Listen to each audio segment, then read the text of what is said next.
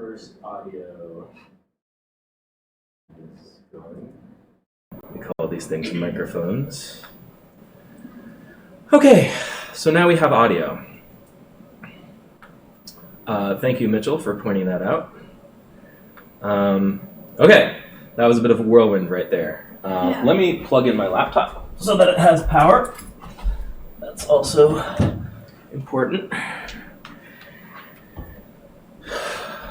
Okay, so welcome to Boston Basic Income. I'm Alex Howlett. This week we're talking about the third presidential primary debate, which happened last week. So I am going to bring up some clips. 0749. So this first clip, we're going to watch it, and then I want to go around the room and get everyone's impression of it. So let's see if this sound works.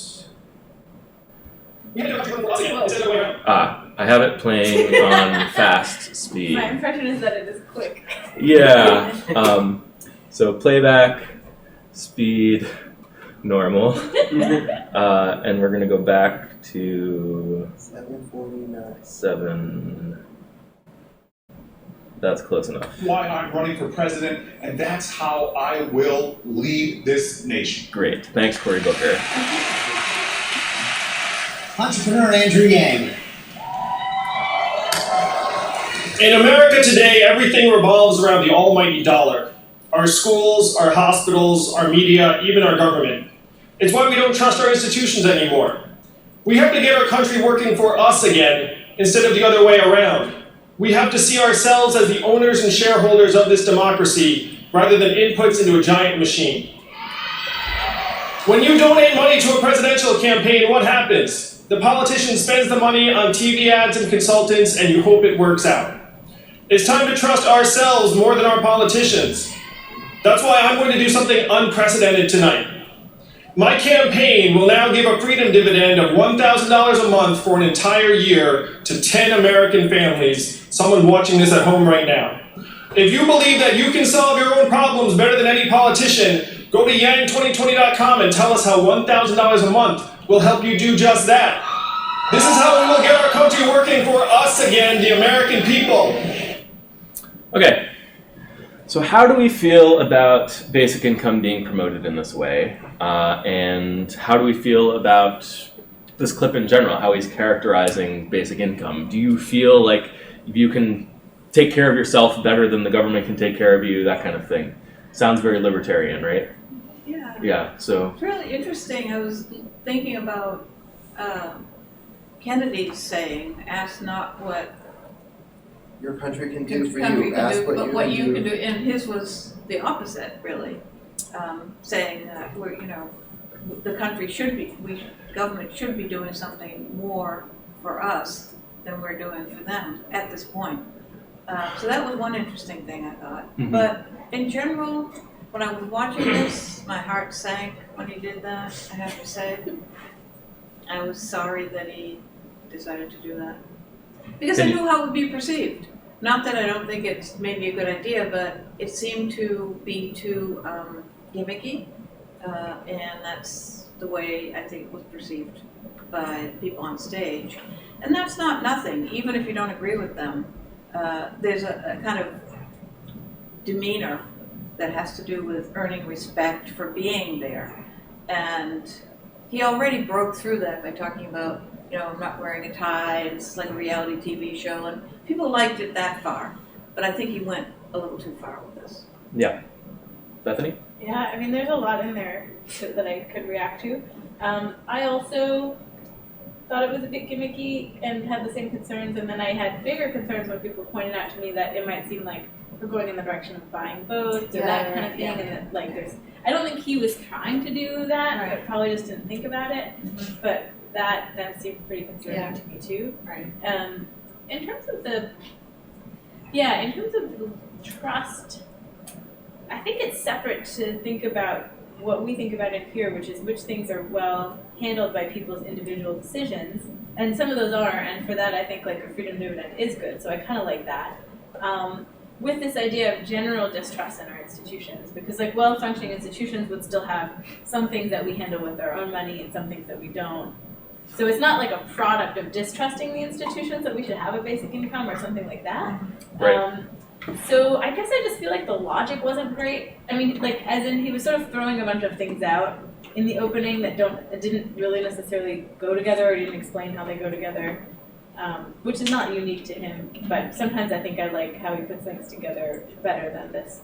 Yeah. This opening. I feel like he was trying to just sort of like pick up on different threads that people might relate to, and then sort of do this attention-grabbing thing.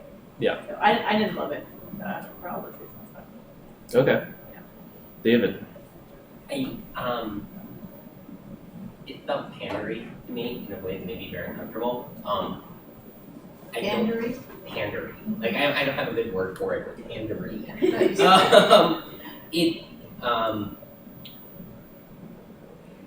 I read some statistic that he had like the least speaking time Yeah. during this, and I feel like every time he talked, he kind of just threw something out there and then it was done.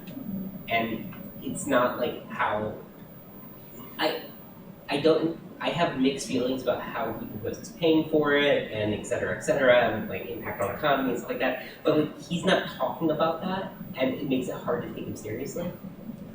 And I realize that maybe this isn't the forum that like when you only have 10 minutes or so Yeah. to speak, that it's easy to bring that up.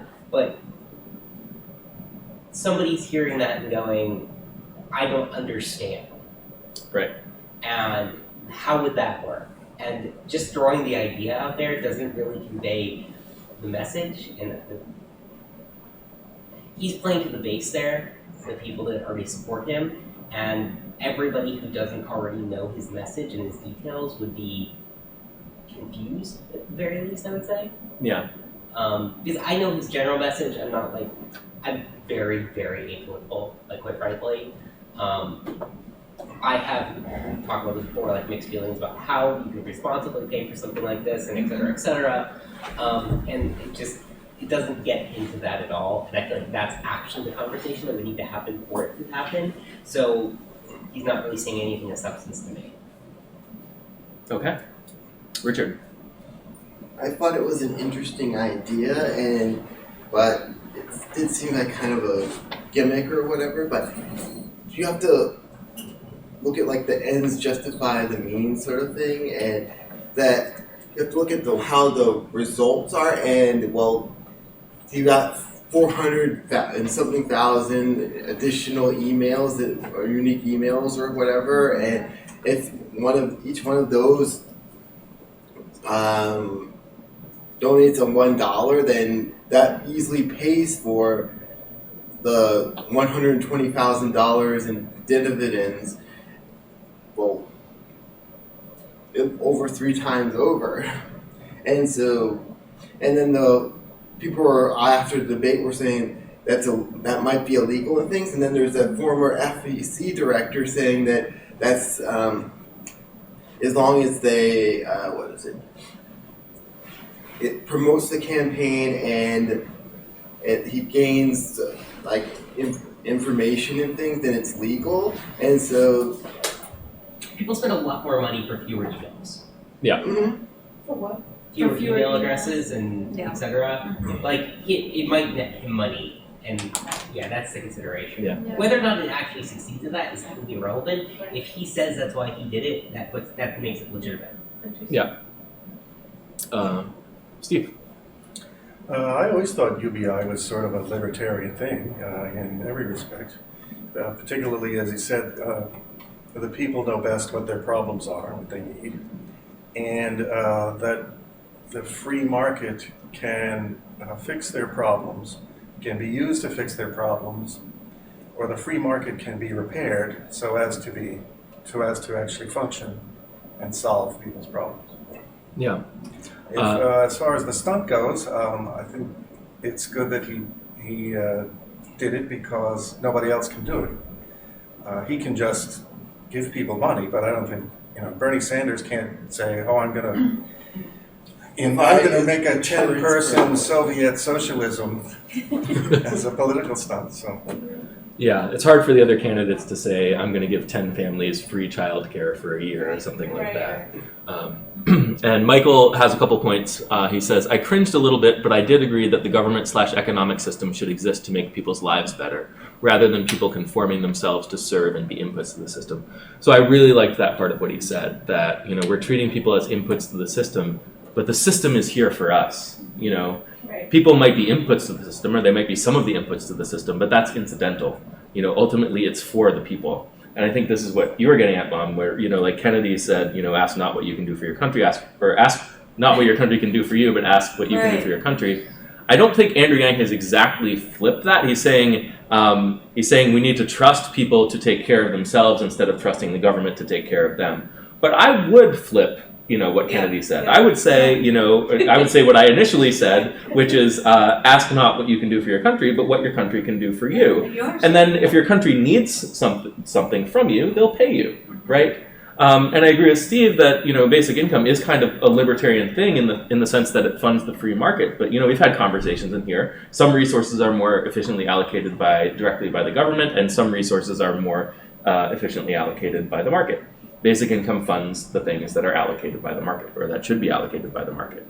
So I think making a general statement about people know what's best for them. Well, yes, that's true in the cases where the market is the most efficient thing to allocate those resources. And then when they don't, or when they're acting in their own self-interest and it's not what's best for the collective, that's when the government has more of a role. And I think that's fine. And Andrew Yang is kind of like Bethany said, is kind of like just hammering on this kind of like general idea that people know what's best for themselves, which I don't think is true. I think for some things, yeah, for some things, no, and for the things that that's what the basic income is for.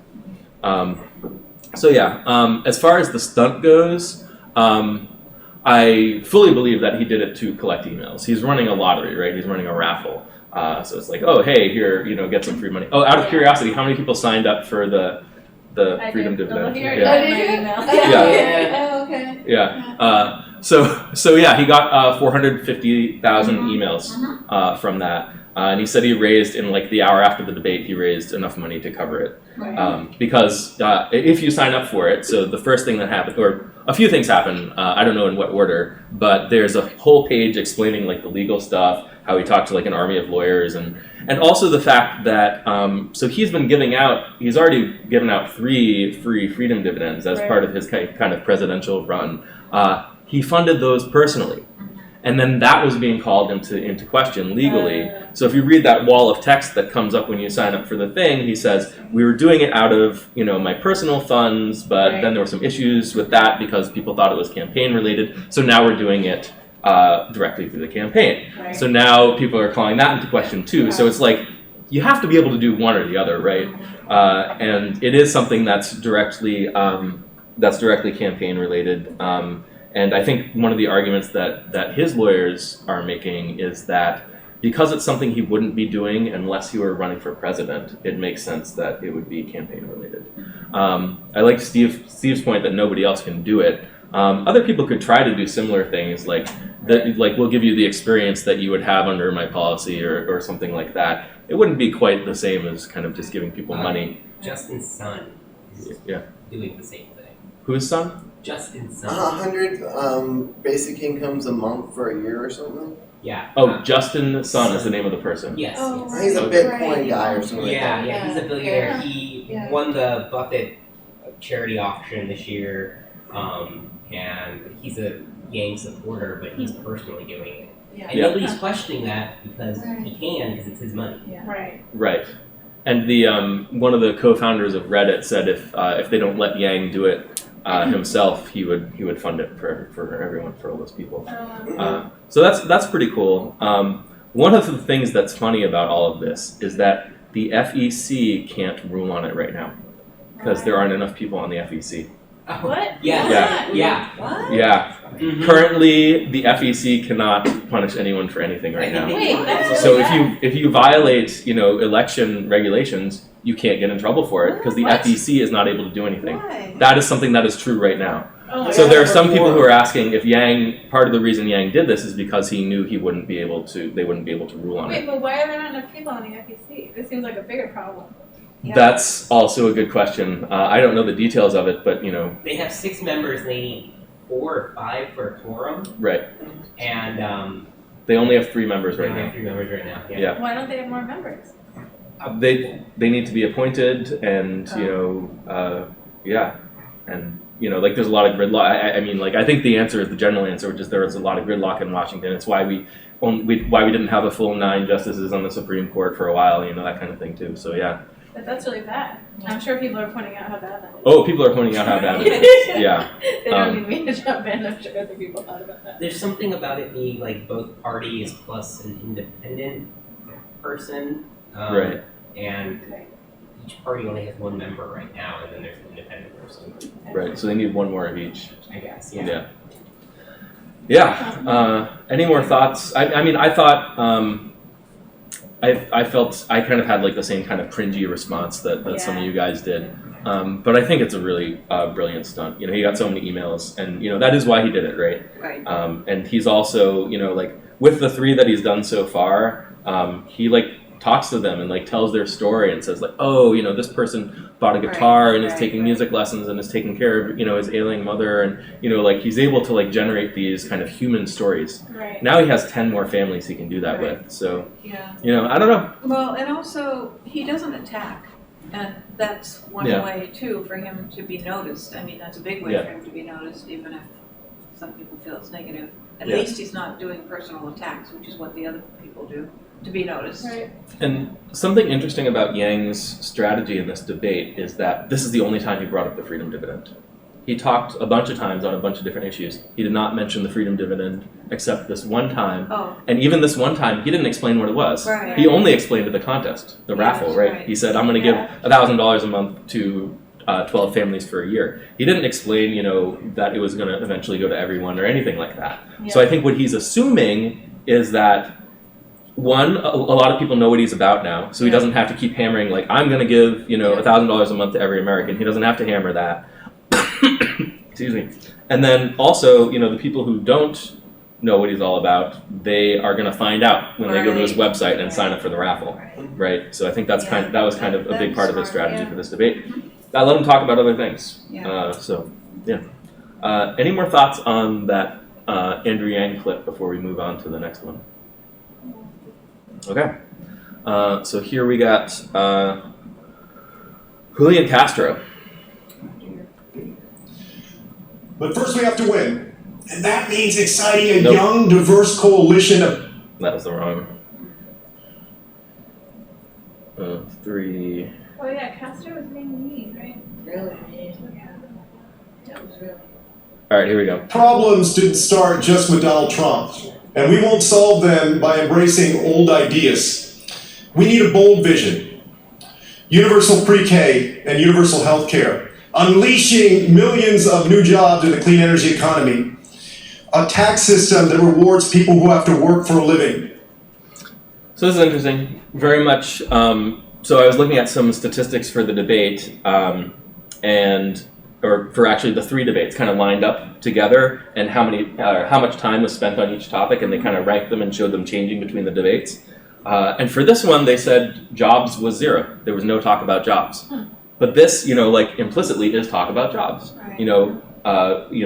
Setting up a tax system that benefits people who work for a living, right? Right. So this is kind of, again, this kind of this theme of, it's all about the workers. Yeah. Right. And he's talking about universal health care, universal pre-K. Yeah. I think he said universal childcare as well. So this is an interesting thing because childcare is something that comes up a lot. Basic income gives people more freedom to take care of their own children. Right. So something that's interesting to me about not that I think childcare is a problem exactly, but it doesn't give you the choice to stay home with your kid. Right. You're basically you have to work and have the kid go to childcare instead of if you had the equivalent funds, you could either pay for childcare or stay home. Right. That just seems strictly better. Yes, it does.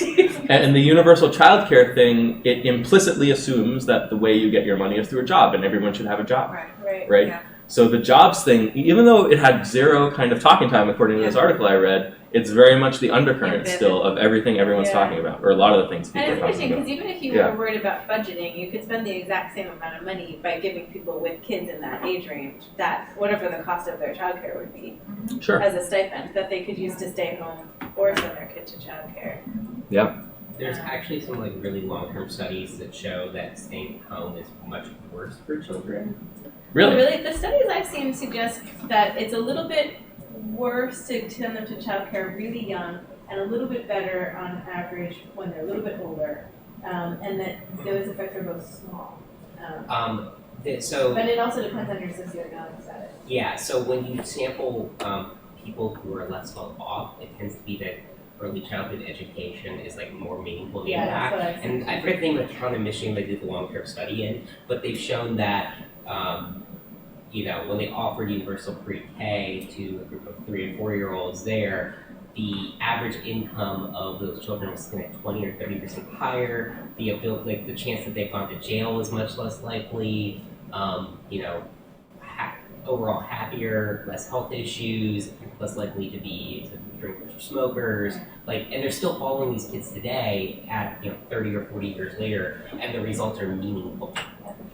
So these were children that would have been kept home otherwise Right. with a stay-at-home parent, and were offered the opportunity to go early childhood. Right, but the stay-at-home parent. So there's a probably difference wouldn't offer between- extra money. There's also a difference between early childhood education and child care. Fair, yeah, But- exactly. But Emily Oster, who's aggregated across all the studies, Mhm. economist at Brown, is where I got my figures from. So it might be that individual studies show different things, but or maybe if you focus on low income, it's one thing. If you focus on high income, it's the opposite. Oklahoma has universal pre-K that Yeah. 80-something% of students go to because they believe so strongly in these studies and Right. how it will cost the state less money to incarcerate these kids later. Oklahoma was like, oh, this will save the state money if we offer universal pre-K. These will be more productive. And not to get into what are you doing for the state? You're a cog, blah blah blah. But you're less likely to be incarcerated. You're less likely to have health issues, etc. And it was so meaningful that Oklahoma went, oh wait. Right. Yeah, and I guess that they also haven't contrasted it with giving people the money directly, which is what we were talking about. Yeah, They're- and I they're understand just that, but I contrasting don't it. think that would. Because I think most children are better off in a group setting like that. Than with their And- parents. Yeah, and I realize that's kind of controversial, but these kids were otherwise kept home with their parents, and they were much Yeah, more I mean, with that's good definitely care. gonna be true if your home environment isn't very So here's a question. When they're home with their parents, do their parents also have jobs, right? Probably, yeah. So I mean, are you going to see the same kind of outcomes if the parents are actually able to be home and spend time with the kids? Let alone I think the it's hard to poverty of say. the environment. Right. Well, other here's the thing: things. could you guarantee that the money would be used to impact the child's life? No, you can't. No. Yeah, So So I think but universal. like I said, my best understanding of the overall data is even without giving them money instead of childcare, yeah. I mean, that might Right. be different than free childcare, but So I don't think we have to choose between basic income and universal pre-K. I don't think that's a choice we have to make. yeah, I wouldn't encourage that choice with my. I wouldn't encourage that choice either. And I think universal pre-K is something that's probably valuable. I think it's definitely valuable to society to have that available. I think the issue for me is the question of universal childcare rather than universal pre-K. So pre-K is more of a schooling, learning environment. Childcare is more like, okay, what do you do when the kids aren't in school? That kind of thing. So I think childcare is not necessarily something. I think universal basic income is probably strictly better than universal childcare. it's just interesting Yeah. because we didn't used to have the view. I think it's really wonderful, and I'm in the workforce. I think women should be able to be in the workforce, but we didn't have the view that everyone should have to be in the workforce, including fathers too. Right. And that nobody can be with their own kids, which Right. is kind of the view that's taking, unless you're rich enough that you can afford to. Right, and there's no reason why you can't send your kid to preschool, and preschool is usually not the whole day, that kind of Right. thing. There's no reason why you can't send your kid to preschool and be a parent who's at home getting things done while the kid's at preschool, then the kid comes home, and then you're home with the kid. I think A few hours that's a probably day. great. at Preschool is most. only a few hours a day. And Yeah, there's different Preschool. phases of the Yeah. child's life. Like I said, there's when they're a baby too. Do you want to send them to childcare when they're 9 months old, 3 months Right. old. Right, 6 months infancy, old. I would Yeah. think would be a detriment, but you know, it's interesting that you're talking about, it corresponds with people having to work, men and women, but really what started it had to do with feminism, Right, that's what which was the privilege of working. Exactly, yeah. Until women decided, a lot of women saw that it wasn't all that, and, but staying at home, it wasn't not an option, it was just. Right, exactly. It was an expression of freedom not to have to, Totally, not to yeah. have to stay at home. Exactly. And then that kind of corresponded, the pre-K stuff Right. corresponded with that. Yeah. And childcare. And something to keep in mind, is that if a parent is staying home, it doesn't necessarily have to be a woman. Also. No, also Yeah. true. Yeah. Yeah. Which is really But they even had that movie in 1982, I think it was, Mr. Mom, where the guy's laid off or whatever, and he stays home with the I kids and he believe it's a messes TV up. show now. Oh, it is? Did someone change the signs, by the way, on the I board? did, yeah. Okay, thank you. yeah. So Michael says the child care thing implies that people taking care of children should get paid the least. The only way it would be worth using childcare is if you can pay someone else less than what you would make at your job to make it worth Right. having a job rather than staying at home. Yeah. Yeah. I mean, I think that's right. I Yeah. guess I was assuming maybe the childcare person is caring for like a bunch of kids at Yeah. a Right. time or something like Right. that. So you get specialization Yeah. and all of that. So the childcare worker is exactly. Well, you don't have UBI, but Yeah. the government is all excited about job guarantees. I always thought that the moms should just exchange children, should just pay each other to Oh yeah. raise each other's children, Yeah. and then everybody suddenly has a job. Yeah. That's There you go. interesting. Yeah. There's interesting ways to kind of. Well, I in don't some know. ways that's true anyway. I mean, moms do take care of a bunch of kids and other moms pay them. That's part of Right. childcare. Yeah. Pooling that, yeah. You guys ready for another clip? Yeah. Our good friend Bernie There's Sanders Bernie. is coming up. He's especially delightful in this debate. Here we Well, go. his voice was Recognize awesome. that this country is moving into an oligarchic form of society where a handful of billionaires control the economic and political life of this country. And as president, I am prepared to take them on. Yes, we will raise the minimum wage to a living wage. Yes, we will finally make sure that every American has health care as a human right, not a privilege. And yes, we will address the catastrophic crisis of climate change and transform our energy system away from fossil fuel. Okay. Any thoughts on that? Yeah. Well, I have to say he's got a very clear message, Yes. and he had 3 very clear points. He didn't really flesh out, what would make something an oligarchy or not, but he also doesn't have a lot of time. What would do? Climate change, obviously, and healthcare, healthcare is kind of his Minimum issue. wage up to a living wage. Oh yeah, minimum wage, right. I mean, I guess if you dig deeper, one of the issues with both him and Elizabeth Warren and maybe everyone is they don't really go into how they're going to take on these powerful special interests. Right. But you get the sense that they themselves, hopefully they're trying to convey, can't be bought, and at least they themselves are principled and will do what they can. And that I think comes across as somewhat believable. Yeah. In both those cases. Yeah. I think the qualifier there really somewhat believable. Somewhat believable. I actually think it's pretty believable. Although we were just talking recently about Elizabeth Warren and the unions as a special Teachers interest in- unions especially, and, yeah. and whether they're kind of in with each other. But Yeah, and I think that's true of unions and Bernie Sanders as well. Right. And yeah. so if you consider that, they don't really call out the unions as something they're against, so it's not exactly against what they say, but it's Right. a special interest that they. But in terms And they of- call out unions as yeah. something they're for. Not Yeah, maybe yeah. specific unions, we need to promote Right. a specific union, but definitely. Some cases, yes, though. Oh, maybe, yeah. The Yeah. what? In some cases, they do go to specific union events and say, I stand with Yeah. you and blah, blah, blah, and I support Yeah. you and all of your actions. Mhm. And in some cases, that can be a little bit problematic. I mean, there was recently a UAW protest Yeah. about electric cars and how it's going to cost them jobs. Right. You stand with the union or you stand with the progress. Is this the one that's happening now? Yeah. Yeah. I didn't know it was still going on, quite frankly. I heard Yeah. about it the other day as a planned action, and then. Right. Yeah. So anytime you're like, you say that you support a specific interest group, then what if it goes against the general public? Like, what's good for the general public? Right. But in terms of like the things that they call out, I think that they are probably not easily got by those. I think that's right.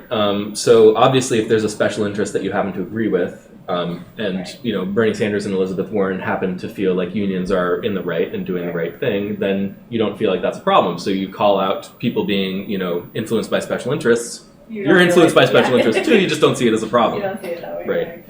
Right. And just, you know, the minimum wage being a living wage, you know, that kind of thing. Again, kind of the emphasis on workers. I mean, like the union thing is part of that too. Yeah. I would say that for both Bernie Sanders and Elizabeth Warren, they definitely spend a lot of their time and energy kind of calling out corruption and wanting to fight against corruption. I think that's great. I think, you know, we want to minimize the amount of corruption in our society.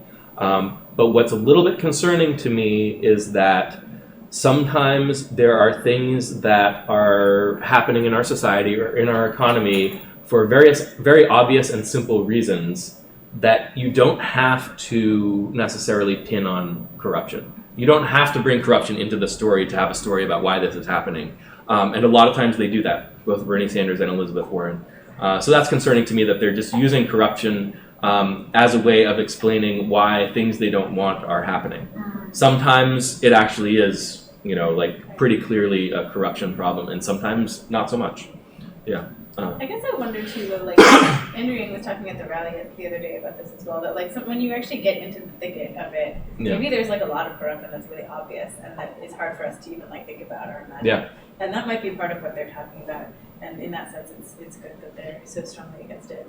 I think that's a good point. And I think maybe even when things are happening the way they're supposed to be happening, it could still be, you know, corruption that's driving it, right? Corruption doesn't have to mean that bad things are happening. Corruption could mean just that the decision-making process in the system is not, you know, democratic or something like that. Yeah, I mean, it could end up having some like pro-social consequences, but you might still be concerned that it's not designed to necessarily have pro-social consequences, right. So you might still want to change that decision. That's exactly right. Right. So when we think about, and this will come up later, but when we think about, you know, the way our Senate works and the filibuster and stuff like that, we can think of that as a broken process or a corrupt process. But, you know, the people who are using it are doing it because they think, you know, they're using it to get the right outcome and that kind of thing. Yeah. Steve. I'd like to ask again if UBI intrinsically addresses the problem of climate change. Yes. Because I don't understand how. Yeah, Bethany. I think you made good arguments that it helps. I don't think you made the argument that it like addresses it fully. Right. Certainly not. Yeah. Okay, I just want to clarify what you mean there. Yeah. So I wouldn't say that basic income addresses climate change fully. Okay. I would say that you probably can't address climate change fully without having a basic income. And the reason for that is that without basic income, we waste resources on creating unnecessary jobs. And that creates emissions, you know, bad for the environment. Heating buildings that people, heating offices and things that people spend hours in each day. Right. So we can certainly reduce a lot of that waste if we have a basic income and we're stopping and we're not trying to kind of keep people employed, which keeps other resources employed and causes carbon emissions as well. So the unnecessary jobs include ones that should be automated, but nobody's really inspired to automate them. Sure. The kind of jobs where you might pay somebody minimum wage to do, but if somebody has a basic income they wouldn't necessarily want to do, it's perfectly effective to build a robot to do the same job. Yeah. Also jobs that, you know, we, like domestic jobs that we're protecting when we could easily be importing stuff from other countries, that kind of stuff. It's really hard to say, like looking at a particular job, whether it would still be around if we had a basic income kind of calibrated to the optimal level. But what we can know is that once we have that basic income in place, it gets a lot easier to eliminate those other jobs, and we don't have to continue thinking about it as like, oh, everyone needs a job, let's create a job for everyone. That's incredibly wasteful. So this is the way in which basic income is an important ingredient or an important component to how we address climate change. And then also, of course, that's in terms of mitigating the climate change itself. It also helps us adapt to climate change, right? By moving. Well, by moving, but generally speaking, when you think about natural disasters, climate disasters, anything like that, the people who suffer the most are the poor, right? Right. If we eliminate poverty, humanity is able to adapt a lot more to whatever hits us. So it's kind of like these two things that basic income contributes. Those aren't the only things. There's lots of other things we need to be doing to both address and respond to climate change. Yeah. Okay. Yeah. Okay. You guys ready for another clip? Yep. Okay, here is Elizabeth Martin. Class have gotten a lot smaller and a lot narrower. Today, service members are preyed upon by predatory lenders. change. And Healthcare. They're Warren. back here in Houston. By then, I had 2 little kids, and when childcare nearly brought me down, my Aunt Bee moved in and saved us all. The paths to America's middle This class is where have it gotten a started. lot Yeah. smaller and a lot narrower. Today, service members are preyed upon by predatory lenders. Students are crushed by debt and families cannot afford childcare. I know what's broken, I know how to fix it, and I'm gonna lead the fight to get it done. The path to the middle class has gotten a lot narrower. So, what do we mean when we talk about the path to the middle class? Accumulation of wealth is one thing. Buying a house, being able to sustain a way of life, keeping a job, keeping a salary. Yeah. It really does have to do with income and being able to find, educational achievement that leads to good jobs, that then leads to accumulation of wealth. I think of that as all having to do with the American dream and the path to the middle class. Yeah. So why is the middle, like this idea of the middle class, like some ideal that we want to kind of, yeah. I think people have the idea that everybody being it's all relative, right? So by definition, everybody being super wealthy isn't that attainable because we define wealthy by the people who have way more money than everybody else. And then we don't like the idea of people being poor. We associate that with a lower standard of living than we think of we want people to have in America, or that a lot of people have in America. So then we want people to kind of be in this attainable zone of a good quality of life that's sort of roughly attainable for most people in the country, and that's, I think, what people think of as the middle class. I don't think it's very scientific how they think about that, or Right. what the zone would be, or what the things are, but that's kind of how I think people are implicitly thinking about it, that this is an attainable level of quality of life in our country. We want people to be able to have it. Yeah. And there used to be a working class, and I don't think of that anymore. You don't? No. Well, a lot of people do. I know, but I think poverty, and then middle Right. class, and Yeah. then wealth. Yeah. It The just definition of the seems working like class has kind of changed, it whereas has it used to changed. be somebody making the equivalent maybe $40,000 a year would be considered working class, and Right. they could pay their bills, they might own Yeah. a home, and maybe they didn't go to college, and their kids maybe wouldn't go to college, Right. but they would be okay. Right. And they weren't living quite paycheck to paycheck, and that used to be working class. Yeah. Whereas now working class has shifted to be abject poverty almost. Yeah. Yeah. Or Middle people class. with, It's or like people one with or a the lot other. more money Yeah. than me. Like a lot of people in working class jobs make a lot of money. So there's the You job mean, versus the income doesn't always line up. Like blue You know, collar like jobs? construction people who are an Electricians electrician and or a plumber or plumbers, mechanic, they all Yeah. probably make more than Yeah. I would say that those jobs Yeah. are solidly middle class and have been persistently So that wouldn't have low. been considered working class. No, before, you- okay, yeah, I don't working know class what would be my like, categories are. Like the high school janitor was probably a working class job So in wait, like would the those 60s have or been 70s. blue collar jobs, but Yes. not working class jobs? Is that Well, the that's the difference? same thing. Or Yeah. are they the same Blue thing? class, blue Working- collar is working class. Yeah, Oh, it is? Yeah. Okay. like a truck driver, Right. a janitor at like a high school, somebody who had Right. a job that paid them a decent wage. But like electricians and plumbers tend to be self-employed. Like historically, they've been Maybe relatively not. well-paid Yeah. positions. But, like it's a Right. trade skill. So that's Construction considered generally has middle paid pretty It's well. not entirely tied to income. Yeah. It's more tied to education. Right. White collar jobs are office jobs. Yeah, Jobs exactly. that you don't use your hands. So you might make more money as an electrician or Right. construction, Exactly. but you're still not in the white collar middle Right, I class guess there's all realm. these different Yeah. subdivisions, yeah. There are blue collar millionaires, you know Yeah, what I right, mean? right, Like, right. so working class I would Yeah. consider like blue collar but not of that income. I see, okay. Yeah.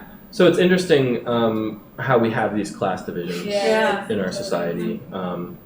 And for me, I would say that instead of emphasizing the middle class and wanting to kind of give people a path to the middle class. So when you say give people a path, it doesn't mean I want to put everyone in the middle class. It means I Right. want to like kind of open up opportunities for people to get jobs and like work their way up and that kind of Yeah. thing. And it's Which like, is kind of bad. It's like, well, it's okay for people to be poor. We just want there to be like a theoretical option, right? Which is like, Right, yeah, you right. know, like she wants it to be real, but and the very term middle class implies that there's a lower class, right? yeah, You can't be in the middle unless there's someone below you, Right. right? Yeah, that's true. So I'm not a fan of that either. I hope we can, as a society, start to move past some of this class language and actually Right. move past some of these class divisions and barriers in our society. I agree with her kind of sentiment of wanting to have more mobility, more opportunities for Right. people to kind of like spend their time how they want, do the things that they want. Right. But you know, something like a basic income, that can put everyone in what we normally think of as the middle class. It doesn't have to be give them a path, it just put them there. That's fine. And then we don't have to think about it as the middle class anymore. But so the Yeah. people who would only take the basic income and not otherwise work at $1,000 a month would be the new people in poverty, effectively. So okay, so two points. So I'm not necessarily talking about $1,000 a month for basic income. You know, I typically advocate calibrating the basic income to the full amount the economy can sustain. Why would you ever want it to be lower than necessary? And then yeah, whoever's got the lowest income, whoever maybe basic income is their only income, then those are the relatively poor people. But that doesn't mean we can have it so that the poorest person in our society is living a decent life. I think that would be great. And that's okay if you want to call that person poor or whatever, then sure. But it's not a problem anymore. You know what I mean? I know places with more of like a social safety net think about classes and like these divisions because I remember reading things about in various places in Europe there's different degrees to which you're not as likely to be so much below other people the way that you are here, or like to be so poor. In Denmark, for example, the trash collector makes a third as much as the average doctor. Wow. Yeah. Like, I'm just saying, like Right. it's maybe the average doctor's making $200,000 a year, Right. but the garbage collector's making 70. Yeah. Like yeah. that's So that's a different way of thinking. And I remember reading about in Norway, like this guy was asked on Quora, so I don't know, it's just one guy, but like he's saying they were asked what is it like to be like poor in another country, and he was saying, well, in Norway, like it just means you can't really like buy luxuries, but you also don't expect to like stay there for that long. So I don't even know if those places really think of that as like poor versus middle class. But Right. there's less like stuckness, I guess, in the low income, Right. and there's also like a much higher floor. So it's a very different kind of situation. Yeah. There's another problem with this idea of the middle class, which has to do with everybody going to college. And it doesn't have to do really with income, although usually it does. It's usually tied to that. But as we were saying, there are people with vocations and Right. they can make more money. But there is, what bothers me about it is this kind of idea that everybody needs to go to college. Of course, from my point of view, and when I was younger, going to college was something that not everybody did, and not everybody could do, and not just because of money, Right. but because they didn't need to. Right. They had other ways of getting along in society that were respected. Right. Yeah. And now, if you don't have a college degree, it's Right. not necessarily tied to income, but it is tied to being seen as part of the Yeah. higher class, Right. Right. the educated class. I think that's a separate class in a way, the Yeah. educated Yeah. class. And I think, a lot of these class divisions do come from this kind of stuckness that Bethany was talking about and the lack of mobility. Yeah. I think once you eliminate some of these barriers for Yeah. people, the class Right. divisions might kind Yeah. of dissolve. Right. Yeah. There's like the self-assortion or association or whatever, where people put themselves in tiny communities and they only network amongst themselves, and they promote within the small groups and things like that. Right. Yeah. I think, yeah. And I think, we're probably still going to see a lot of that. I think when you give people more mobility, that's more freedom to associate with people who are like you. So this is an interesting problem too. If you need to participate in a particular community because you have to earn a living or something like that, that kind of forces people to intermix a little bit more. Like with India and the caste system, where the Dalits, formerly known as the Untouchables, are becoming like billionaires and millionaires and moving up and marrying like the Brahmins, which is the highest caste. How do you account for that? What is the reason for that? Well, they got rid of the caste system. Well, How did they just somewhat, get rid of it somewhat. though? I mean, just by fiat? So first of all, they did it by fiat, by decree. There's still if you go there, there's going to be a lot of people who are still kind of treated according to their caste. It doesn't go away entirely, which is what David's getting at. Right. What Richard is getting at is that there are some people who have now taken the opportunity to move away from their traditional caste role. So both things are happening. It's still kind of there, but then there's opportunities, and hopefully people will move more away from it over time. And I just wanted to point out that it's still the case that the majority of people in this country don't go to college. Yeah. Now it's not something. Now the majority of people don't go to college, but you kind of do need to go to college, and it's not just about social acceptance. It's also about income. That's a big part of it. Yeah. Going to college doesn't guarantee you a good job, but not going to college. Right.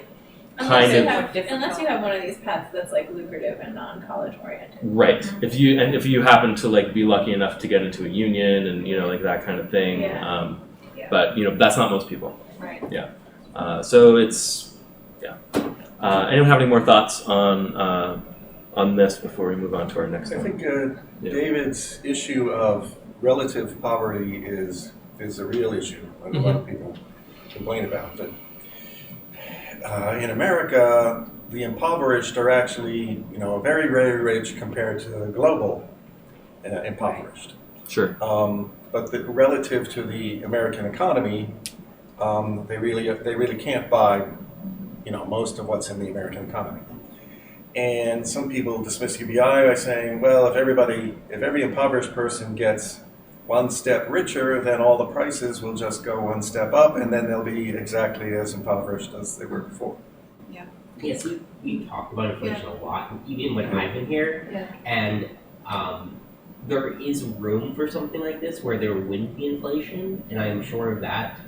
I think that number is much lower than Alex thinks it is, but whether the number is $100 a month where you wouldn't really impact inflation in a meaningful way, or $1,000 a month, there is a number.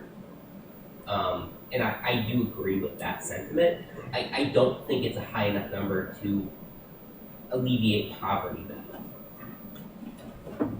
Hi. Hey, we're talking about basic income. You interested? Absolutely. Cool. What's your name? Michael.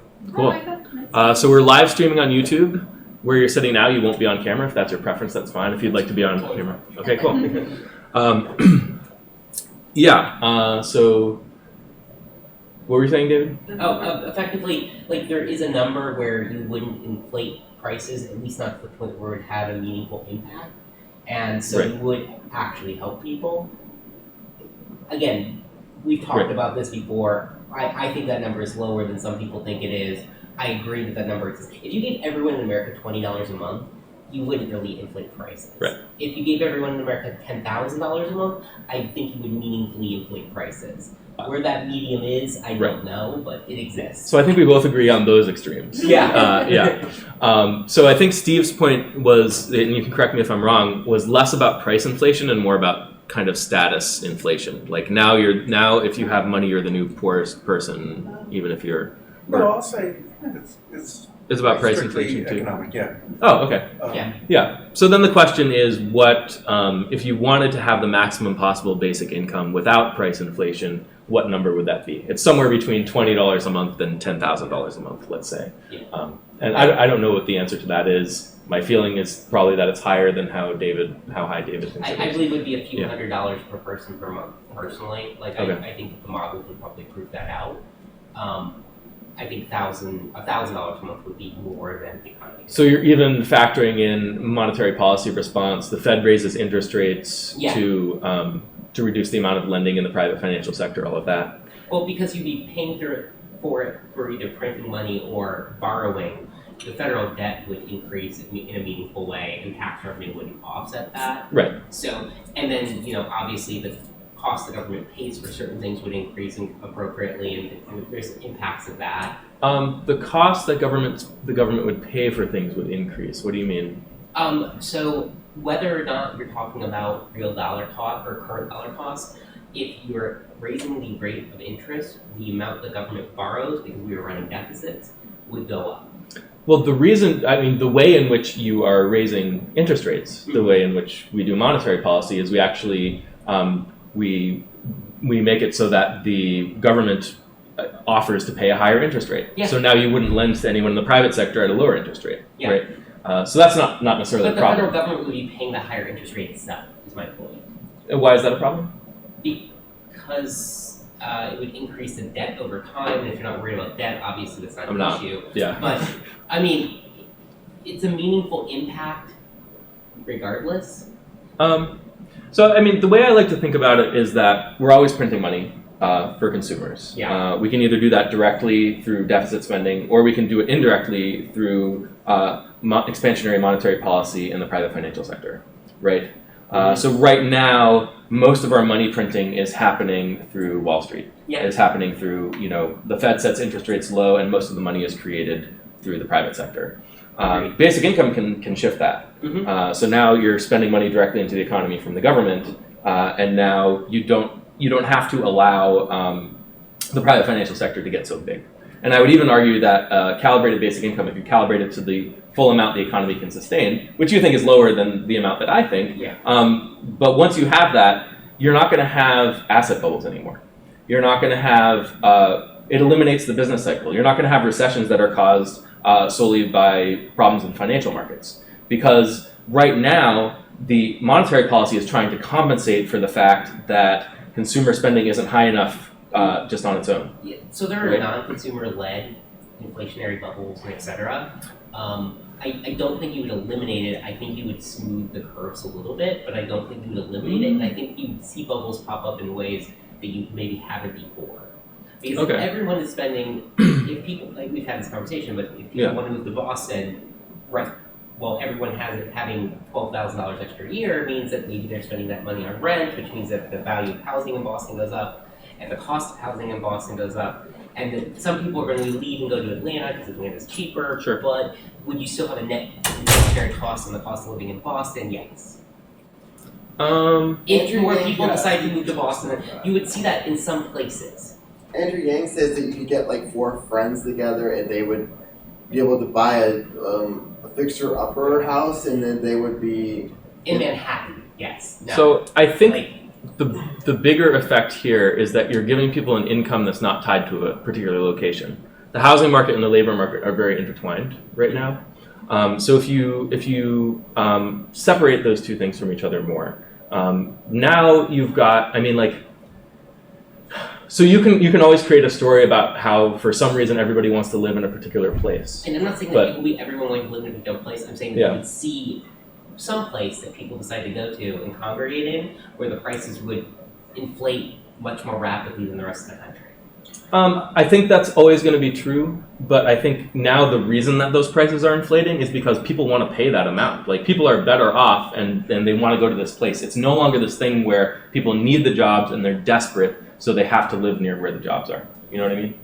Yeah, Michael. One thing to kind of maybe keep into consideration is the idea that, let's say someone were to, they live in a major city like New York City, for example, and they lose their job. What are their current options if they lose their job right now? Their current options are, well, I've got to move because there's nothing I can do at this point. It's like I was barely keeping up with my expensive rent before, and now that I've lost my job, everything's going in a cardboard box and we're moving out very soon. Now, you actually get a bit more freedom and choice because now you actually have this, like, oh, we'll actually maybe be okay for a little bit. You know, we might be able to push off the issue right for just a little bit until maybe I can find another job. And if anything, you could even make the argument this keeps people in their current situations if they like them, and if they don't like their situation, they have more mobility to move. Which, as if we kind of know, that's all the people who like something and don't like something. That's everybody, for example. You know? Yeah. No, I think that's exactly right. I think it would allow people to have some more mobility, but I don't think that it would meaningfully. I think that the impacts are unforeseeable. That's true. No one's knows. I really feel like you would see some bubbles caused by the fact that you have and like I'm totally fine with that. I'm just saying you would see some bubble. Maybe some people just decide they want to move to like lower cost of living cities, but they still want to live in a city. Well, then those lower cost of living cities will see the prices go up. Yeah, I think you'll see prices go up in some places.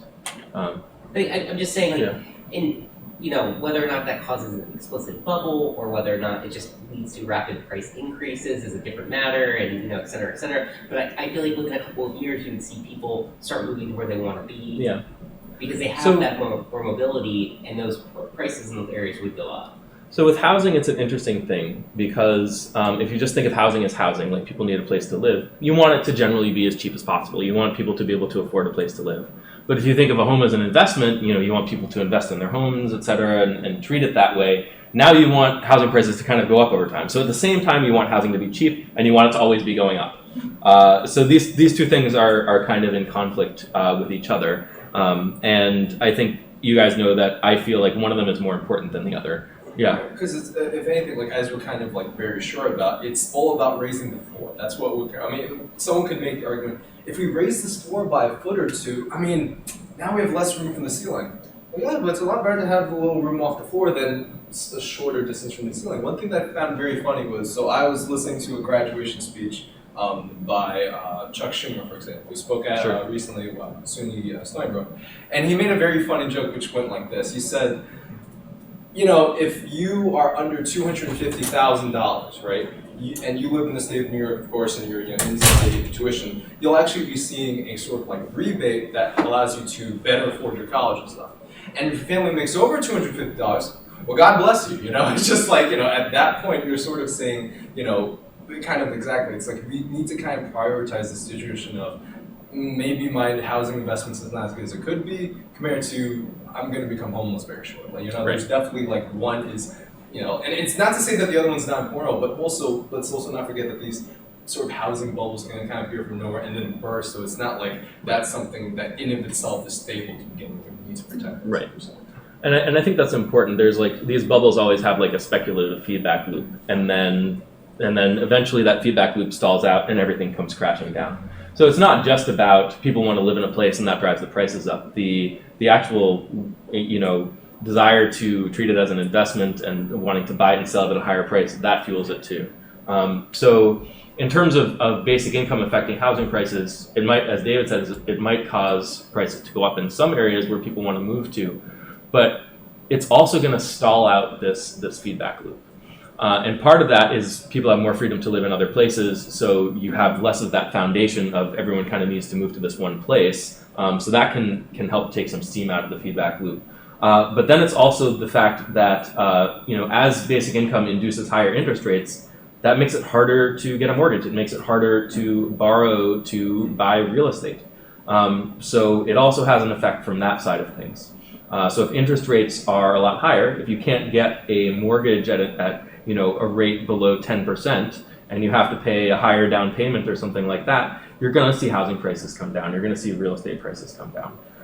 So there's kind of both of those effects. But yeah, prices might go up in some places, and that's not necessarily a problem because it's not that it's not causing unaffordability. They're going to go up because people are actually want to pay that price. Yeah.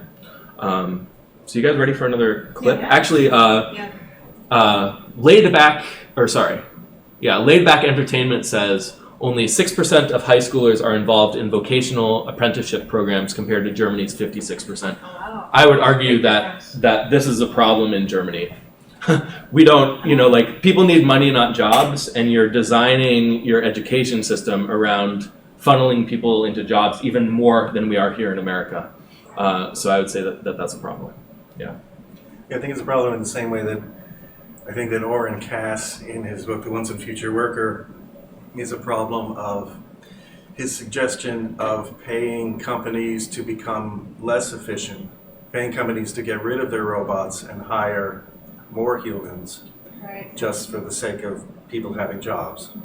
yeah, It will give people more jobs, but I think it's headed in the wrong direction. yeah, exactly. I mean, to me, that just sounds very reminiscent of course, FDR's the Agricultural Act, where it's like, we're letting these pigs go into the slaughter and Right. then not, it's just enormous. It's wasteful. It's wasteful, and I always like the idea is that like if anything, this sort of abundance is something you have to harness rather than you have to essentially shoot yourself in the foot. So it's like and that was similar because that was another plan to kind of mitigate the effects of economic disproportionality and stuff. But like we could see like that's not really the Right. case. Whereas if you could give people money, people could buy the pigs and take advantage of you. Yeah, I think during the Great Depression, Keynes and all of that, we were trying to solve the problem of underemployment, when really the problem was that people didn't have enough money to activate the economy's capacity. Yeah, I think that's exactly right. And I would say that to the extent that we're creating jobs or subsidizing jobs to push money to workers, we're not creating those jobs because there's actually work that needs doing. Like your robots example. So you're wasting people's time. I think it would be great if we stopped wasting people's time and let the robots do the work. Yeah. So you guys ready for another clip? Yeah. Yeah. Here we go. Academic discussion now about education. Mr. Gang, will stay with you. Here in Houston, the school district is facing yet another year of spending cuts. Like schools across the country, the system faces many challenges. One of them, thousands of students are leaving traditional public schools and going to charter schools. You're the most vocal proponent on this stage for charter schools. You have said that Democrats who want to limit them are, quote, just jumping into bed with teachers' unions and doing kids a disservice. Why isn't taxpayer money better spent on fixing traditional public schools? Let me be clear, I am pro-good school. I've got a kid, one of my little boys just started public school last week, and I was not there because I was running for president. So we need to pay teachers more because the data clearly shows that a good teacher is worth his or her weight in gold. We need to lighten up the emphasis on standardized tests, which do not measure anything fundamental about our character or human worth. But here's the big one. The data clearly shows that 65 to 70% of our students' outcomes are determined outside of the school. We're talking about time spent at home with the parents, words read to them when they're young, stress levels in the house, income, type of neighborhood. We're putting money into schools, and educators know this. We're saying you're 100% responsible for educating our kids, but you can only control 30%. They all know this. The answer is to put money directly into the families and neighborhoods to give our kids a chance to learn and our teachers a chance to teach. That's a lot of Yeah. things. Well, I mean, he's talking about, basic income here without talking about basic income, right? In a way, yeah. Well, putting money, I guess he's Right. kind of being explicit, but putting money directly into families' hands. But we're saying the opposite of what we were saying earlier, or what was David's point about pre-K and being outside the home and learning, Well, having better outcomes. I don't think he's arguing that kids should stay home from school. I think he's arguing that in order for kids to get the most out of school, they have to have resources in the home In the home too. and in their lives. right. Yeah. And that affects a huge amount. And I think that makes sense. Like if they go to school hungry, then they're not going to Yeah. do particularly well. Right. Right. Yeah. There's just so many other factors. I thought this was a good answer. Yeah. Overall. I think he covered a lot of the point. We didn't talk about the charter school question. He didn't really Yeah, address that at all. Yeah. I was interested in that Yeah. because you went to charter school. And Yeah. charter schools in general, they're very variable. Right. So I think that's the main idea with charter schools is you have this experimentation, right? Right. So I think it makes sense to have some of both. The public schools implement the tried and true processes and everything, and then you have some charter schools over here that are experimenting and figuring out how to improve things even more, and then you can apply that knowledge And to he really the dodged public the schools. question too about whether or not, about being in bed with the teachers union, Right. which I really So- wanted to hear what that was about. Yeah. We didn't So talk about Cory that. Booker actually had a really good answer on charter schools. Yeah. he was. Oh. I think he spoke next right Yeah, after Yang, okay. and he was talking about how in Newark they shut down the bad charter schools, which is exactly kind of what you should do, right? Right, It's right. kind of like an evolutionary process. You Right. figure out like Right. what's working best. So he's kind of like he was kind of like supporting that experiment. Shut down the Right. bad charter schools, Right. And you encourage can't the do good that ones, with public and apply schools. you can apply the learning from the charter schools to the public schools. Right. Sometimes you can't shut down the bad charter schools either, and that's a whole other issue. Oh yeah, that's In true. what? Louisiana Oh, is the whole issue with that. So Michael, did you have a? Yeah, actually, this was the charter school. Like I said, definitely would want to hear more of. Of course, like this, I think he kind of got like a little taken back and just like that was cool. I think one thing that's very like interesting to talk about like UBI in regards to education. Yeah. Of course, because at first he says like, oh, like 65-70% comes outside, so it's like, and I understand why people might be skeptical of saying that like essentially.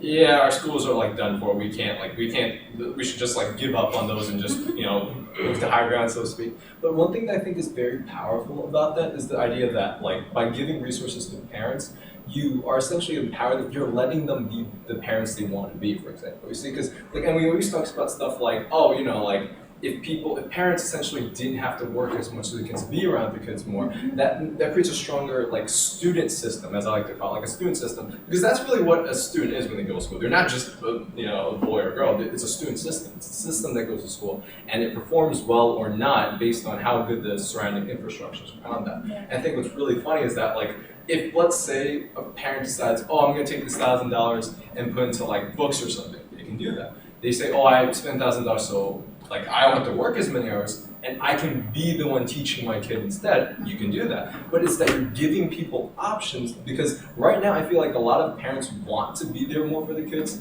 but the economic incentives are just too crippling. They're even, like it's the classic, sorry son or daughter, I've got to be making ends meet, and so I can't be there for you. And then you think about all like the mental sort of health like issues that come across from parents not being around as much. I think that's one of the things where like I know people make the joke of, oh, this is once again his UBI will solve everything, but like give it a chance and you might actually see that it kind of does. That's a lot. Yeah. I mean, in the data, like all of this stuff is related to income, right? Right. So like giving people more income should make an impact on a lot of this stuff. Right. But like I'm agreeing with you, and I think we didn't even get into like substance abuse being higher, maybe when you're more impoverished, all these other Right. things that can have like a strong effect on the kids. And Yeah. for extreme examples, I've talked.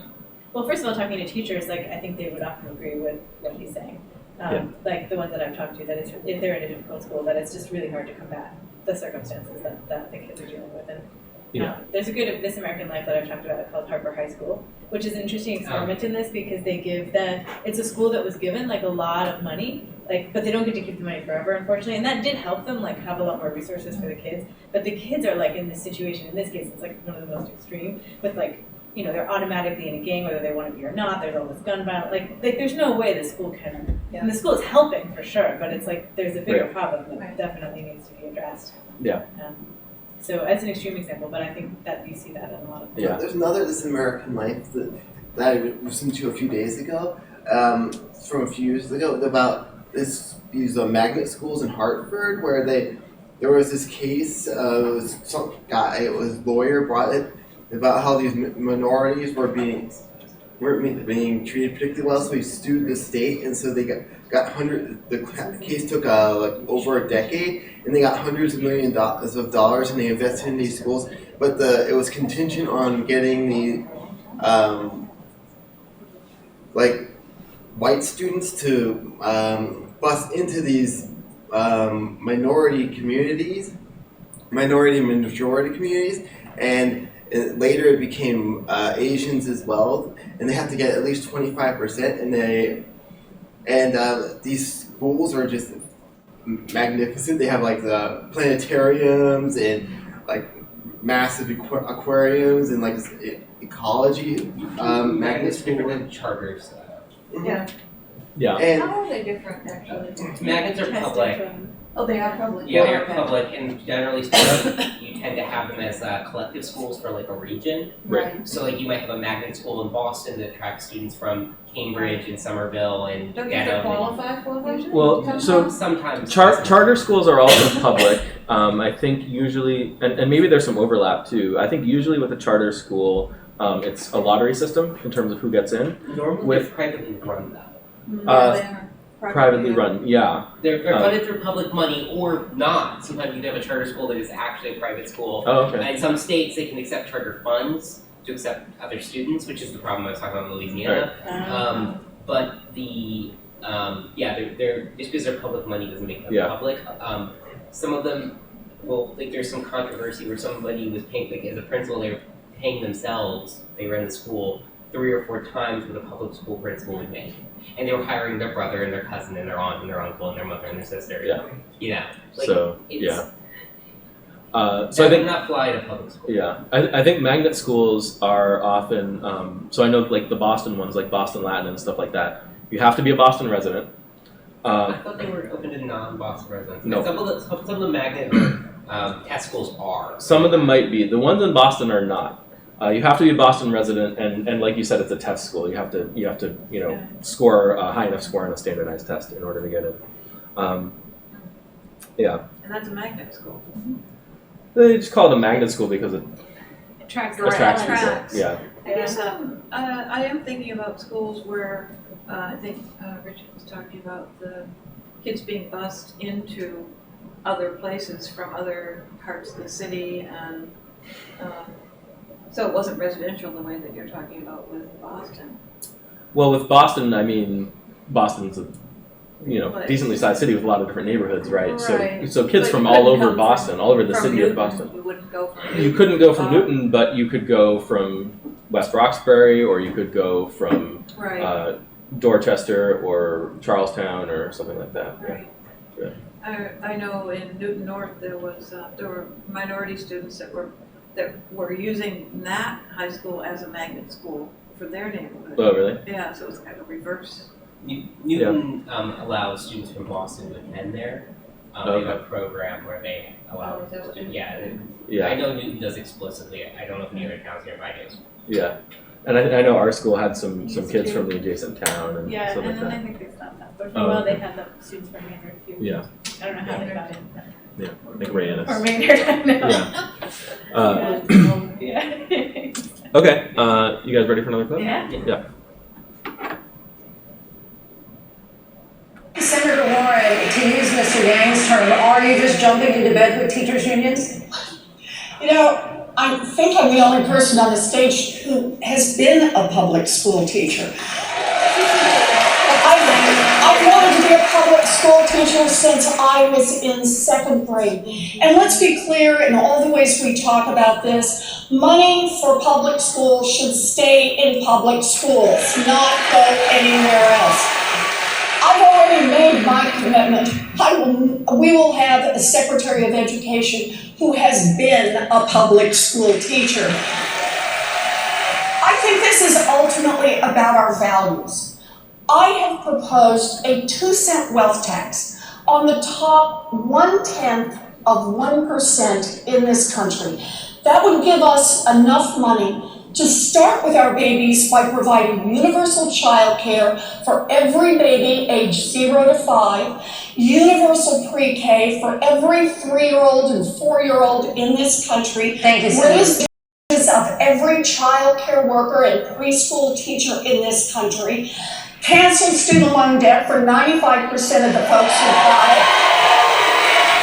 Thank you, Senator. And strengthen our unions. This is how we build an America that reflects our values, not just where the money comes from with the billionaires and corporate executives. Senator Harris, 45 seconds, please. Oh, I can't pause it. My 1st grade teacher. There we go. Yeah, so there's a lot there. Yeah. What's happening? So I guess we'll start with the end. Not just, like the interests of the people, not just where the money comes from. So I always bring this up, which is that if you give money to the people, then they're the ones with the money. So the interests of the money are the interests of the people. Yeah, Yeah, but Bethany. if you have like, we've talked about this too, if you Yeah. have like a lot of money concentrated in a few hands, that's still gonna have a big influence, even if everybody has more money, across the board too. Yeah. I think that's what she's implicitly talking about, like a very small number of individuals having a huge influence with their dollars, politics and so on. Yeah, and I think politicians like Elizabeth Warren often kind of, I'm sorry, I can't get out of this window, I don't know what's happening. Yes. I don't think that has a lot to do with charter schools versus public schools. I mean, I think she kind of like put that. Yeah, she says money for public schools should stay in public That one schools. did, yeah. And then there's the implication that because you're putting money in one place, you're not putting money in another place.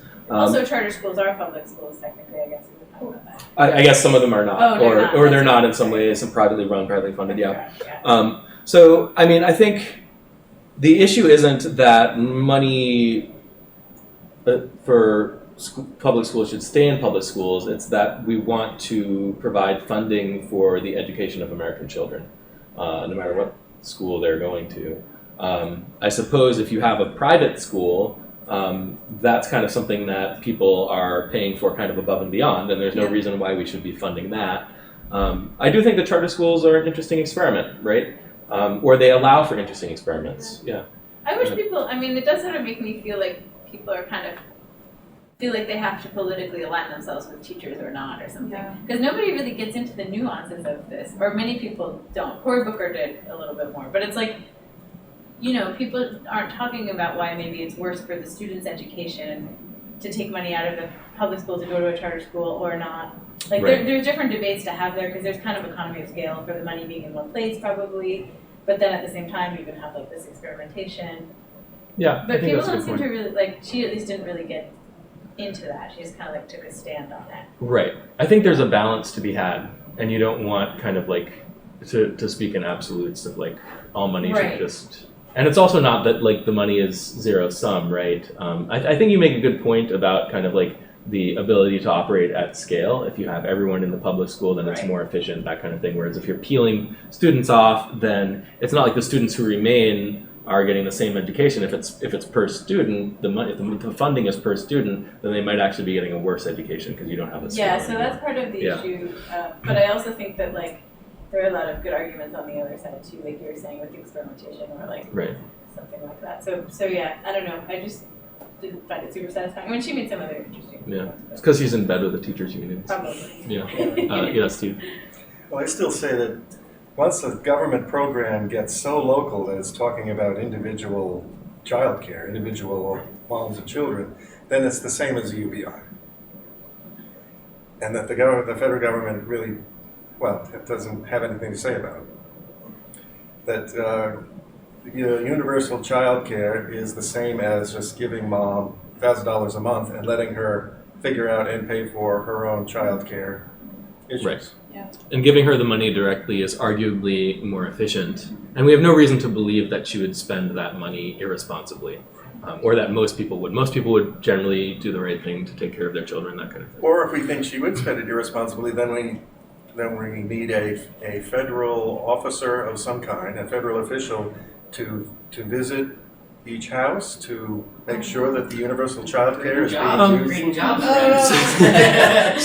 officer. So you could do that, or alternatively, you could just provide everyone free childcare to ensure that it's good. So I have a random question. Yeah. I don't know if you've ever talked about this before, but it's never been in a discussion I've made here before. Yeah.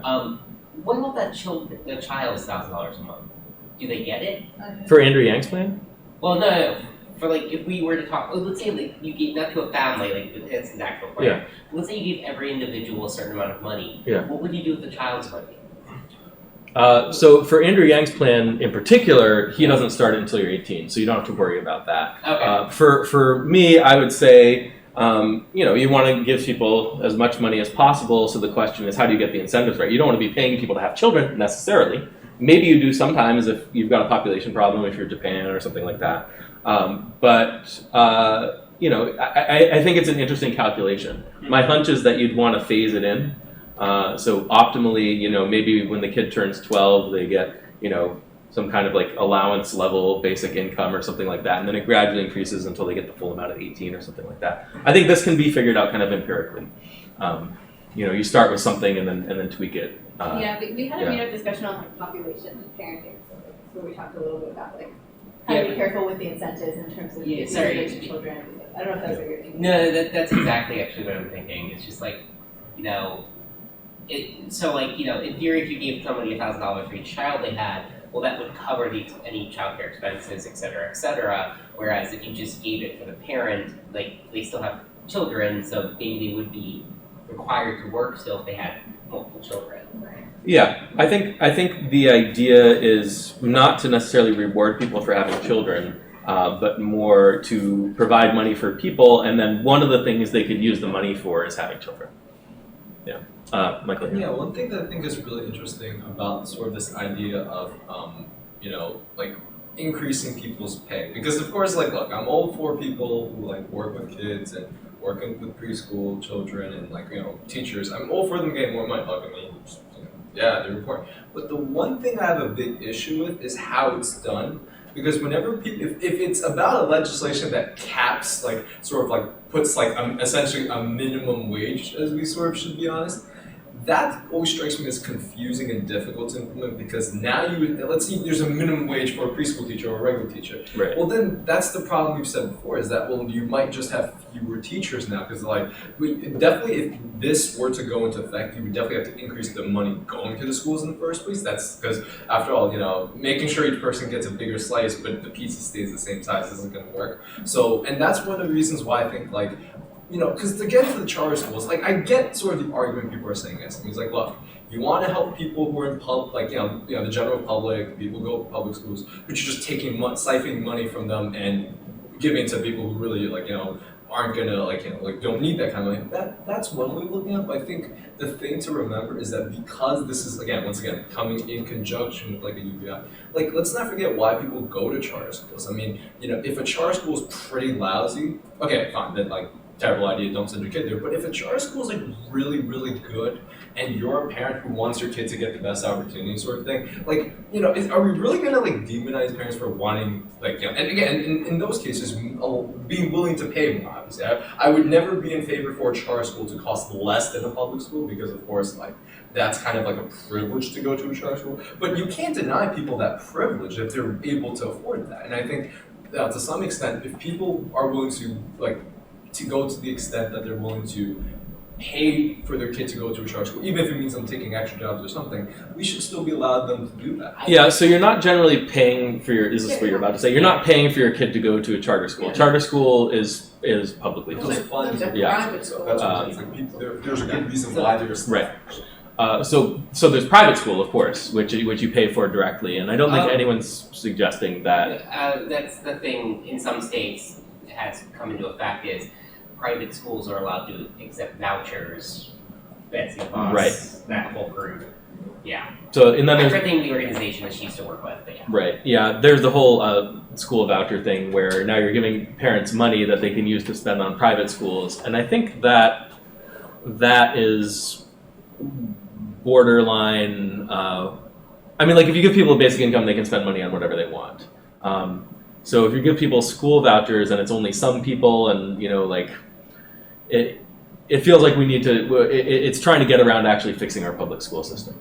The charter schools feel a little bit different to me. It feels like a kind of experimentation where we can learn and grow and figure out how to improve our public schools. And they specialize sometimes. I mean, there are charter schools that focus only on, science and math, for example, or classical charter schools that all of the energy goes into a certain subject stream instead of the usual public school.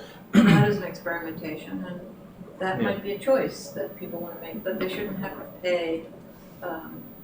It's not a private school situation. It's just a choice within the public school system. That I agree that is worth having. Yeah. It's worth having that experiment. Yeah. I agree with your point too, that it's interesting that obviously if nobody wants to send their kids there, then the charter school doesn't exist. So there's gotta be. I think you need to look at what's going on in something. Louisiana to really look at this, because you'd be surprised.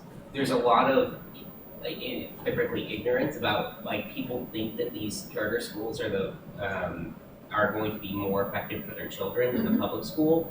And there's a whole bunch of rules about like whether or not they need to publish exam scores and blah, blah, blah, and they only have to publish state exam scores if a certain percentage of their kids are there. So like some schools, they're pretty awful, just don't let in enough kids that they would have to have the state make that information available. Right. And it's led to a decrease in the quality of the schools in that state. Right. It's like a case by case basis. Like that's kind of why I think really like unfortunately I wish you put it in better words. You really should have said like this should be a case by case. Here's the thing though, if you make it a case by case basis, then you're letting kids go to a shitty school for a number of years until you determine it's a shitty school. But a lot of public You can get a lot of schools feedback too, from the right? students, I mean, like, that's this is a why terrible one of the school, reasons yeah. we have charter schools is because not all public schools A are working third the way grader that isn't they necessarily want. going to give you the best feedback. That's true, but it's And also the parents because- aren't always necessarily able to be engaged enough to give you that feedback. But I think that Wait, David, what are you saying we should do? I'm I don't saying think that he's fixing a the favorite. public schools is a better option because you have something to hold accountable. A better option Then than charter schools. Charter schools. Oh, I think we should be fixing the public schools. I think charter schools are an ingredient in that, are part of how we do that. Yeah, well, the school voucher program explicitly is like the problem that I have an issue with. I don't like that either. Yeah. But like in general, some charter schools are notoriously awful, and that happens nationwide, quite frankly. But because the way they're run, sometimes they're there for 3 years. Somebody gets rich off of it, and then they shut it down.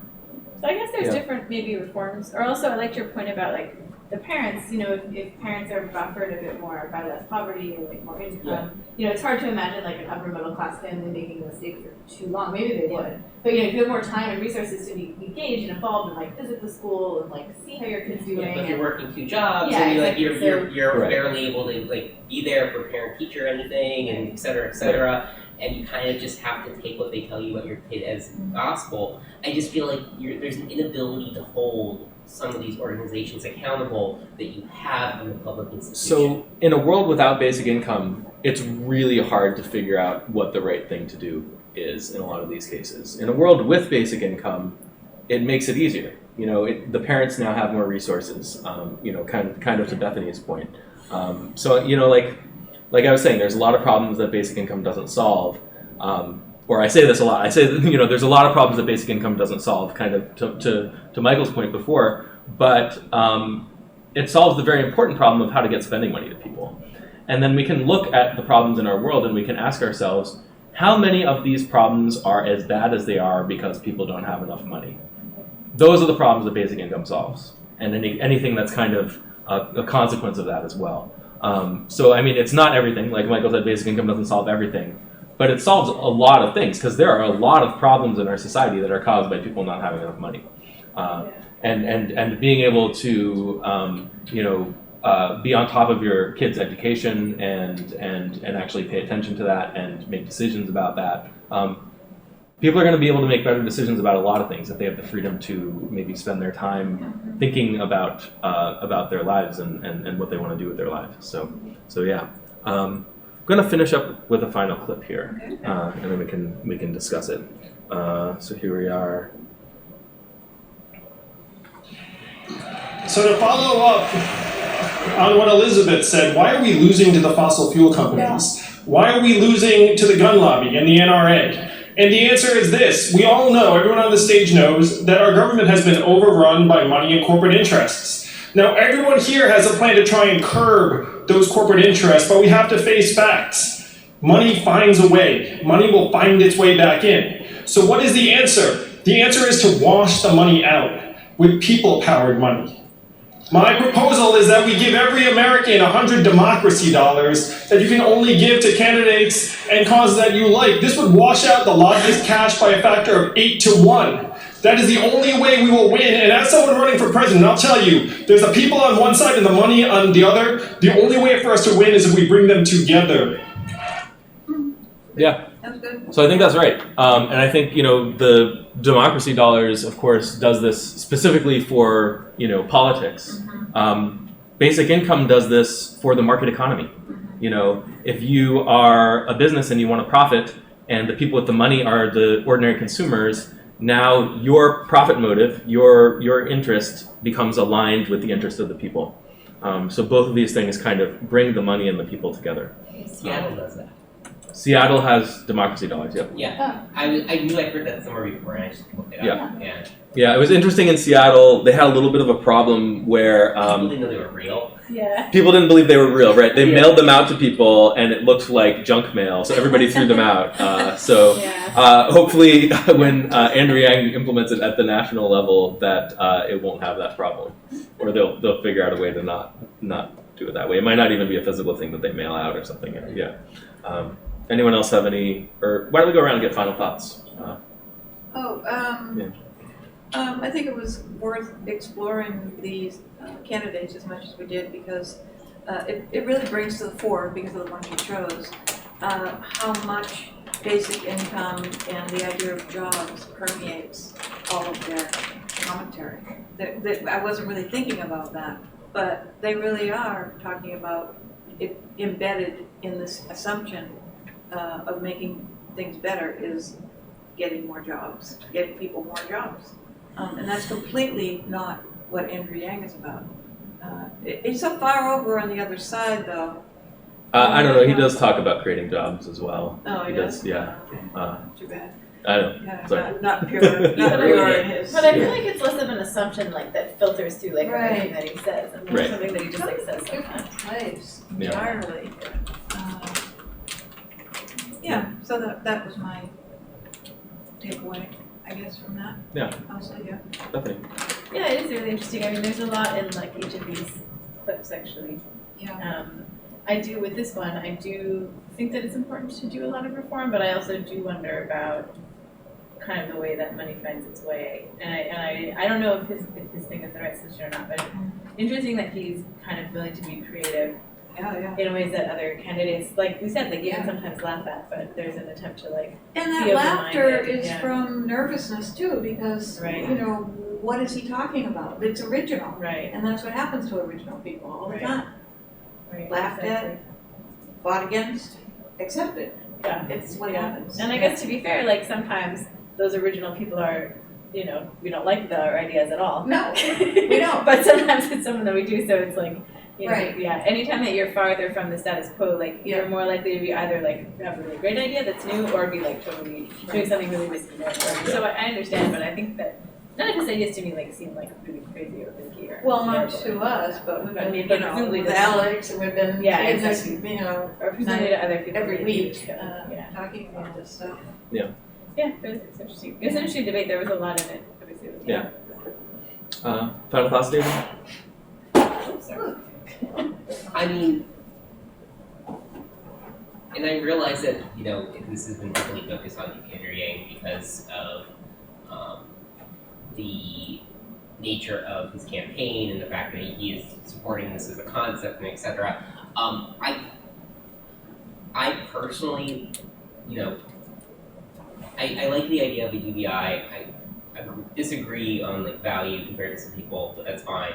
I love his idea of democracy dollars. And I'm kind of disappointed that nobody's ever seriously suggested an idea like that in the past. Whether it's $100 or $50 or something, whatever it is, I feel like saying like you should have a say, and you know, that's very meaningful. And I don't see how anybody can argue against it, so I don't know why they don't just do it. Right, I know. Well, they've been attacking Citizens United as a way to overcome that money in elections and stuff, but that's not gonna happen. I mean, it may or may not. Right. The point is, Hasn't so far. I'd love to mail a candidate of my choice a voucher for $25 for political office on a, you know, biannual cycle. Right. You know, Yeah. it would make me feel like I was meaningfully making a decision in, you know, how. Because I don't really feel like my vote counts, if that makes any sense. Like, I live in Boston. Depends on where you live in. I know, yeah. Like, Yeah. whichever side of the aisle I was on, it wouldn't matter. Right. Like, for my congressperson, I had one choice, you know? Like, it doesn't really matter. And so I like that idea because you can contribute your resources to a more meaningful race. Yeah. Yeah, Michael. Yeah, so well, I'll just say like one quick thing on UBI and one quick thing on Dogs. Well, I'll just make one quick joke is that like, so all of us get like coupons in the mail, right? And you know, from like stores and tell us like we need to buy stuff because the whole idea of sending you a coupon isn't just because like, oh, I can't wait to get on the loss. No, it's to facilitate an activity you're already supposedly doing, for example, right? Like they want you to buy more stuff from them. That's why they give you these coupons. They're not crazy. It's all calculated right into the system. What's funny is that like the reason you can kind of say why we don't have like a democracy dollars currently in the thing is because like the very institutions in power just don't want us to donate a lot. Their sort of thing is, yeah, if you want to throw like $25 to like a candidate you know is not going to win, yeah, be my guest. But it's like they don't want you to donate money. They don't want you to express the power of the purse. They just want you to vote once and maybe attend a couple rallies and like, leave things be.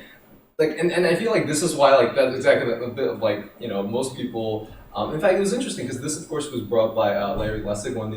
Currently he's a professor at Harvard Law School. But like, yeah, when he was running in 16, he brought this idea exactly of just like realistically, this is a behavior like things like voting, donating, reading about the news. These are things that in a democracy we should be encouraging rather than like saying aren't important. And this is of course just one of those. And as far as UBI goes, it was great at a rally. I was asked by a 8th grader who was doing stuff like this. Yeah, 8th grader was doing a sort of project on Andrew Yang and just asked me like a random person. Like, said, "Why do you care?" We're like, "Well, truth is, I'd probably buy like some textbooks. I'd probably buy like some gifts for my friends. Probably buy clothes. Like, whatever." But for me, UBI is not about what it'll do for me because I mean, like again, just completely being transparent. Like the fact that like I live in Cambridge is like I'm probably like, not too bad off, I'd so say. But it's for people who actually need it. Like for a person who actually need it, like I mean. And then I was just like, like people cry when they like they always make the joke that like they have to like they dream of winning the lottery just so they can like making up next month, right? Like this is to a weird idea. It really is giving people the life that they want back. They're like, I wish I could lead a better life. I wish I could do the things that actually make me happy, but I can't because this world isn't good for that. Well, let's try and make the world good for that. Yeah. Well said. Richard. Well, I think that the society, our political system, actually does not promote democracy itself. They just don't want people to to interact with their candidates and voice their opinions to their candidates and things like that. They want the donor class to influence politics to an abnormal degree so that they can get their agenda through. They want their bills passed that benefit specific industries and things like that. Like the fossil fuel industry, the reason why they get $700 billion a year is because little by little they increased the amount they had until they finally reached the amount that people started noticing. And so until something like democracy dollars or whatever, and people being able to vote when they're 16 years old to ingrain in them the idea of participating in politics, then things are not going to change. Okay, Steve. I was glad that Andrew Yang was starting to sound like the libertarian that I always thought he was. And not just about UBI, but about, the teachers' unions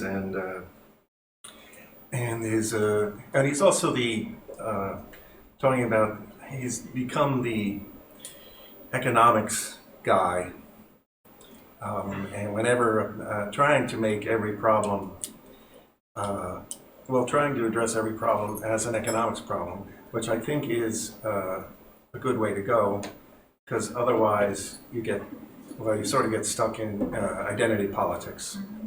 And that's sort of Trump's territory. Yeah. And actually, I sort of think that's why Trump will actually win, because the actual campaign will get stupid right at the end. But so I'm sort of, in my own reading, I'm pursuing sort of the economic view of everything. Yeah. Too, and see how far it gets. Yeah. Michael says, still not a single candidate that talks about technology or systems eliminating the need for human labor as a good thing, and the system needs to change when it comes to income rather than individuals, or rather reducing the need for human labor. Yeah, I think that's right. And I have a quick comment on democracy dollars, which is sometimes we talk about why healthcare, housing and education are all so expensive, and that's because we designed our systems in such a way that we give people a lot of money that they can only spend on these specific things, and then it drives up the price. With democracy dollars, we're giving people money that people can only spend on campaigns, on political campaigns and elections. So what it does is it drives up the price of buying an election. I think it's kind of the same phenomenon. So I think that's really cool. Mitchell is happy that we're on Tuesday this week. We're usually on Wednesdays. We're going to be on Tuesday again next week, and then back to Wednesdays after that. Next week we're talking about Rashida Tlaib's Boost Act. Rashida Tlaib is a congresswoman from Michigan, and she introduced a bill into Congress earlier this summer called the Boost Act, which has some similarities to basic income. So we're going to talk about that. All right, thanks guys. Thanks, everyone.